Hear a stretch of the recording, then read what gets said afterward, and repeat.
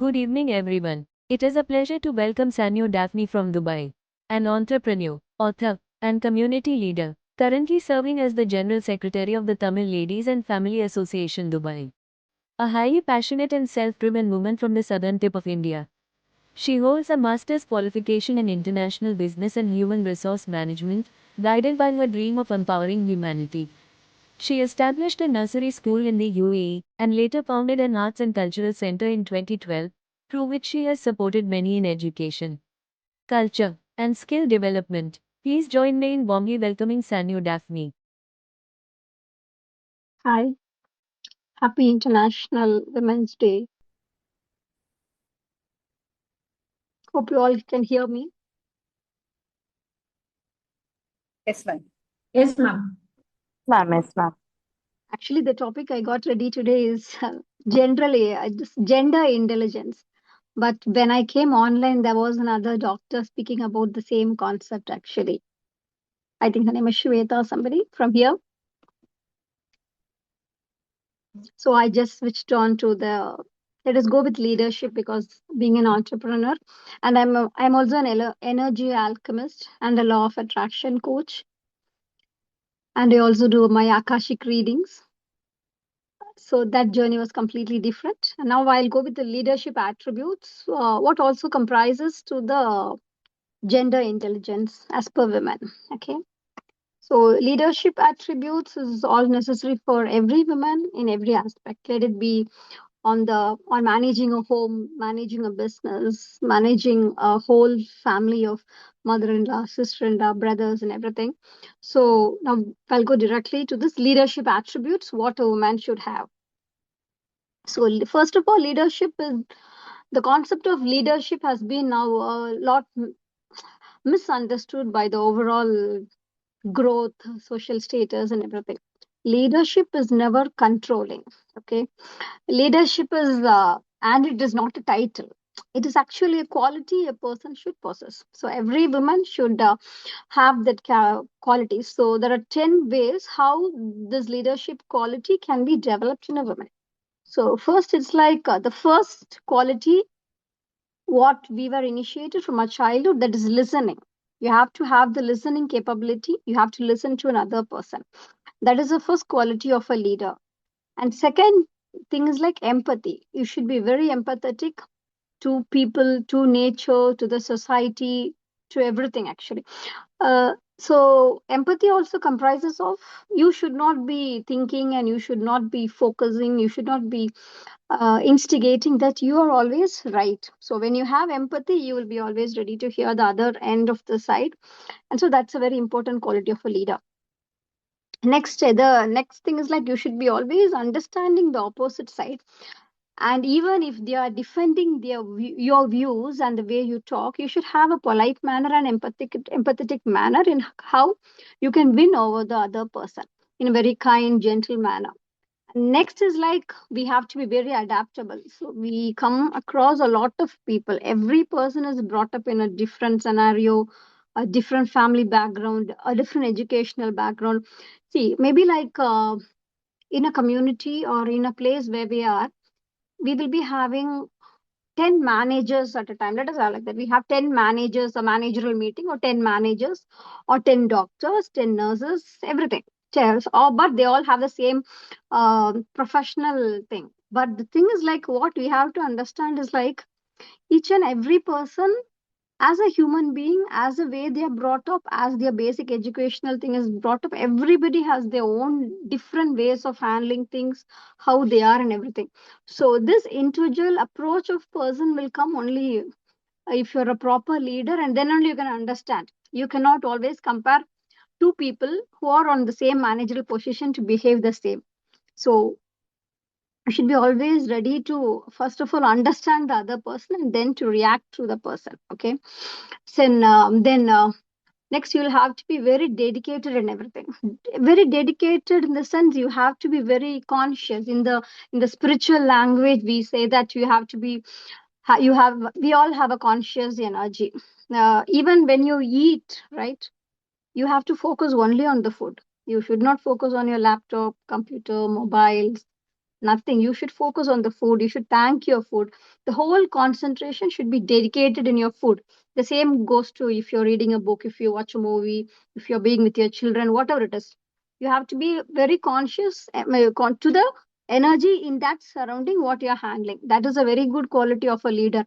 Once you are acquainted to that self consciousness and the cosmic consciousness around, you'll be able to handle everything. You'll be able to understand everything, everybody, every energy which is around you. That's a very good quality of being a leader.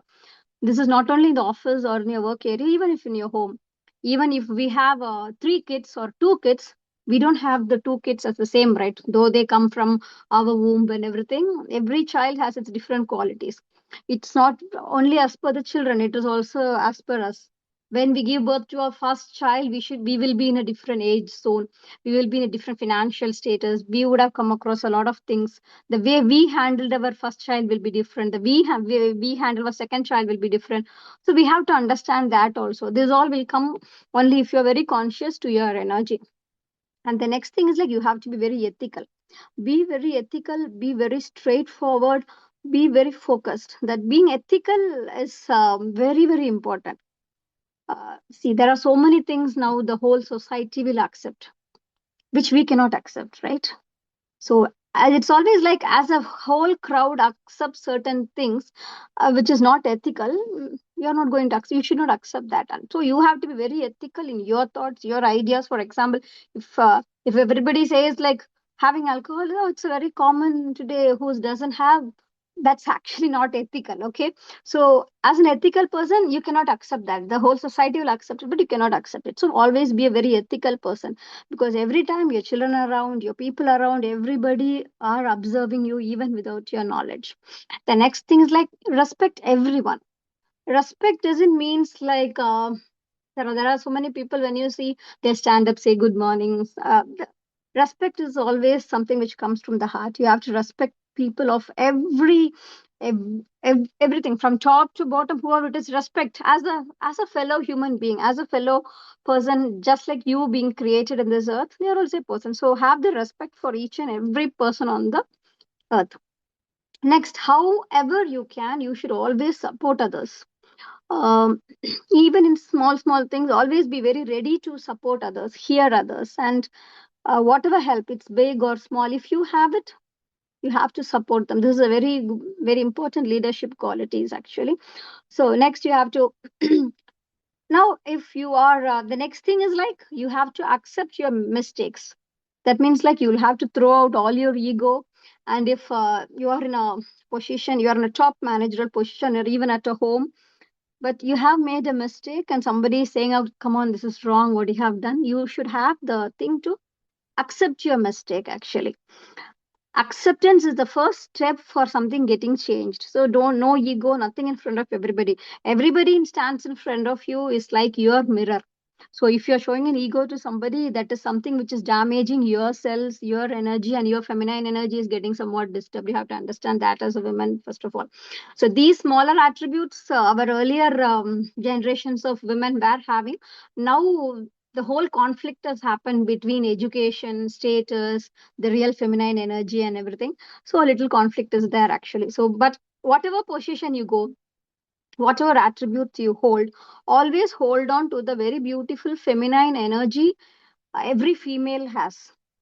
Uh, even most of our circumstances of stress and so many things, I think you will know that every female, every body, every human body has an attributes of both the feminine energy and the masculine energy. Okay, so whenever this stress hormone, this all shoots out and you have to work out, your feminine energy goes down and the masculine energy which is inside it pops out. So holding on to the masculine energy for a longer period of time, for surveillance, for surviving, for hard work and everything, which will diminish your feminine energy. On the long stretch you will lose the grip of your feminine energy, but you should not leave that actually. It has a lot of good things. It is the holding on to your feminine energy gives a lot of good thing in leadership abilities. You know, our older age, our grandmas were the ones who were handling that family and everything. Our grandpas, everybody, they went to work and came. The grandmas were the ones who were handling it. They didn't have more education like us. They didn't have anything like us, but they had the ability to hold it off. That's the leadership ability with the which the feminine energy usually builds in us.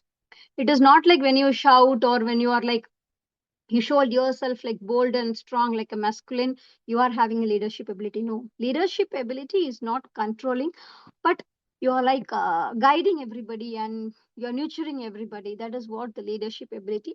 So this is one very important thing in all the aspects of family background, society, community, and everything.